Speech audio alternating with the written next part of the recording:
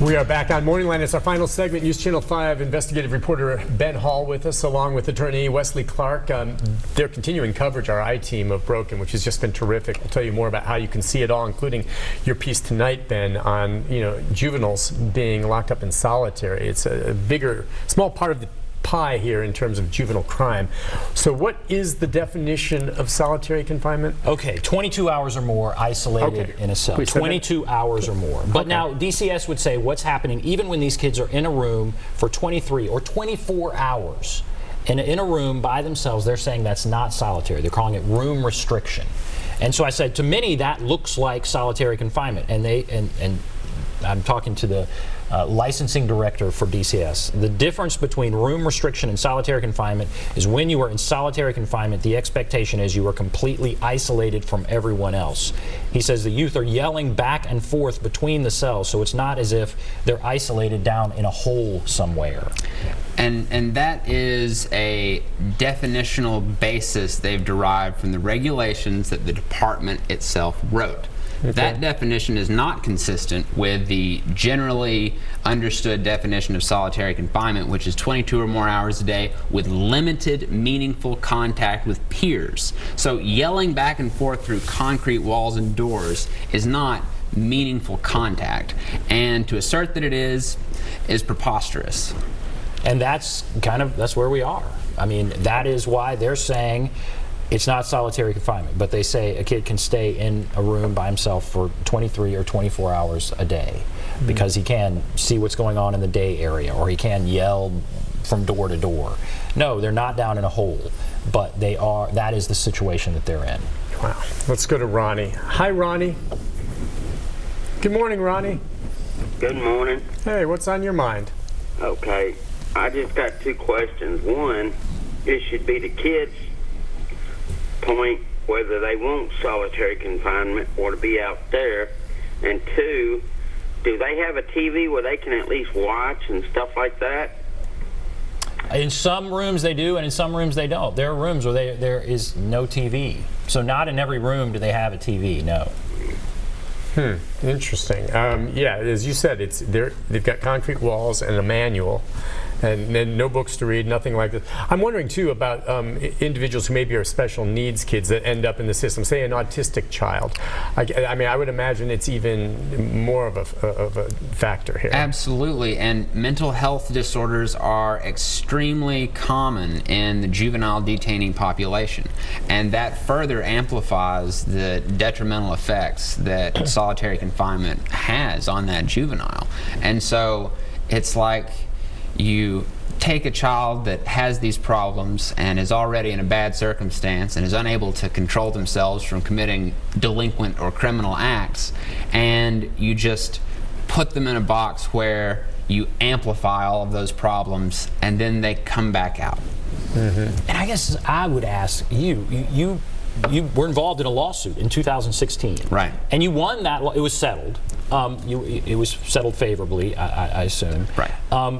How surprised are you to see this? I mean, Davidson County is obviously upset. How surprised are you that this is happening? Well, I'm surprised that it's happening, but the manner in which it is happening doesn't violate the rule basically that was set forth in that court order, which only addressed the issue of solitary confinement for punishment or discipline.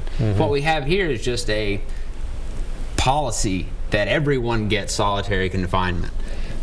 So that question, whether that is unconstitutional, I certainly believe it is. And if that gets brought before a court, I believe that the same result would apply to this situation. So why doesn't the Tennessee legislature take some steps now and prevent that? So there's more lawsuits on the horizon? If this continues to go on, absolutely. There will be a lawsuit at some point, and it will likely prevail based on the same rationale from the Doe v. Homrick case. Yeah. The beginning of that clip that we showed a few moments ago in the prior segment showed a shot of a boy's face in the door there, and you think that is a solitary confinement cell? That's a single occupancy cell. So all the cells that are in that picture in that video, they're single occupancy cells. So that's And an example so- of what it's like. By the way, there aren't bars on the doors. These are doors that are shut with glass in the window, and it's not, you know. Yeah, so that right there it is is. a There's the single image. occupancy Yeah. cell. And if you'll notice that device or that gray bar Yeah, what's on the that? side, so what we Oh. had noticed in the past is those were applied over the windows. Gotcha. And that guards could come by and check or remove them, but that has been the use. I have seen those exact devices. So Is that the only source of light, that window in the cell? no, there's a fluorescent light within the cell. Okay. But they'll cover it up so they can't even see out. Is Yes. What you're So saying. We asked them about that. Yeah, they were, the licensing person actually cited the facility for doing just that. And they said, well, if they do that, we don't like that. Because when they do that, then it does feel like isolation. They are completely isolated. But there you see them. Now the facility says maybe kids are flashing gang signs, maybe kids are doing that. I mean, again, they have a tough job where they got to keep these kids under control. But so they'll put them up. But it's kind of like just lock them away and forget about them. So those are there. The facility says they're used rarely. And the state would say when they are used, that would constitute isolation. It will constitute isolation with or without that device, because the thick glass is not permitting meaningful contact between the occupant of that cell and any other human beings. Yeah, I was going period. to say, talking to, that's ridiculous if they're saying he's talking to someone in a locked door next to him. I mean, now, if you go back and think about bars, and there's bars, and it's, you know, that kind of old jail look, yeah, maybe. But if they're saying that, that's just flat ridiculous. Well, they're saying they're yelling back and forth between the cells. Whatever. All right, I've been in there, and with that closed, I've been in that situation. I've tested. You cannot hear. It's ridiculous. Let's go to Linda. Linda, good morning. Hi, Linda. Hey. Hey, what's on your mind? Well, I just have a question. Is it my understanding that when all the new Nashville, Davidson County Jail will be finished, that they're going to have a mental health facility? Would this be appropriate place to put the juveniles in a section? I know Darren Hall has really worked hard on trying to get this. The juveniles could be put in that particular area because there may be some mental issues going on. What do you think? I know that jail, and that's a big thing Right. Darren's talked about, and it's almost done, of course, over there. Of course, we have a separate facility for juveniles, pretty There's much, a whole right? separate And facility. so- I don't think you would put juveniles in the same place over there with adults. I mean, I like what Darren's doing, but that's more It'd for be the interesting to adults. ask Darren about that, because I Yeah. know it's Sheriff Hall. I know it's a big issue for him, but I don't think he's focused on juveniles. We just have a Separate. couple minutes then, Ben. Let's let folks know what they can expect. It's tonight's piece at 6 o'clock. Right. So Yes. tonight's piece at 6 o'clock is 5 minutes long. Okay. And it's fascinating. I really encourage people to watch the entire piece.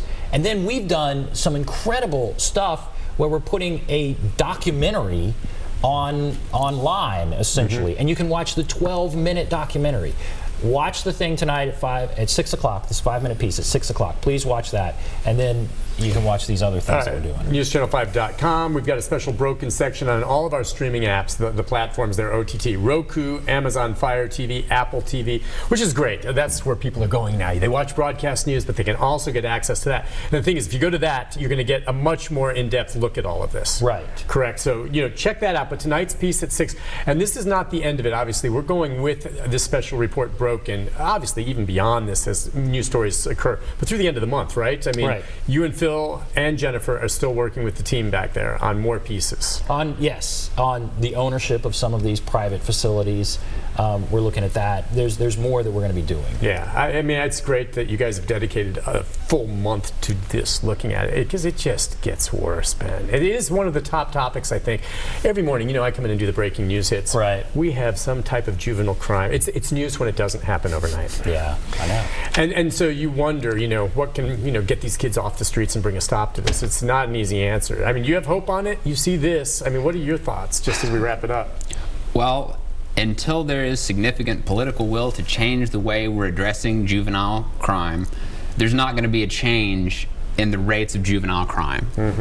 So Yeah, it just comes down to whether or not that's an issue that's going to get you elected or kicked out because you're spending too much to coddle these kids. But I think there is more will than we've ever seen, I think, because you're I right. hope People you're right. see what's happening in the mornings, and it's not just in certain areas. It's everywhere, Yeah. and we're seeing it grow, and more people are concerned, and so that's why we wanted to initiate this conversation. Yeah, it's great. Ben, hey, listen, thank you very much for coming on. Wesley, thank you as well. Thanks. It's a pleasure, and we'll continue to do more on this. We're going to Yes. continue to follow it as much as we can on MorningLine as we go through the end of the month. But again, tonight, 6 o'clock, don't miss it.